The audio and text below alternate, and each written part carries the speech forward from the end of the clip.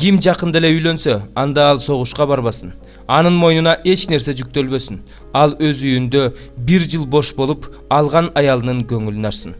Эч ким жаргылчактын үстүңкү же астыңкы ташын күрөөгө албасын. Анткени ал жанды күрөөгө алган болуп калат. Ким өз бир тууганы болгон Исраил уулдарынын ичинен бирөөнү уурдап алып, аны кул кылып алса, же сатып жиберсе, анда андай ууруну өлтүрүш керек. Өз элиңдин ичиндеги жамандыкты ушинтип жок кыл. Байкагын, ыйык кызмат кылуучу лебилер үйрөткөн пес оорусу жөнүндөгү мыйзамдын баарын так аткар. Мен аларга буйруганды так аткаргыла. Силер Мисирден чыгып келе жатканда, Кудай Теңириңер Мириямды эмне кылганын эсиңерден чыгарбагыла.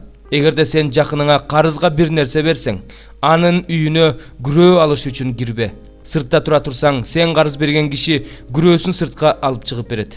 Эгерде ал жарды болсо, анын күрөөсүн таң атканга чейин калтырба. Ал өз кийими менен жатып, сага батасын бериши үчүн күрөөсүн күн батканча кайтарып бер.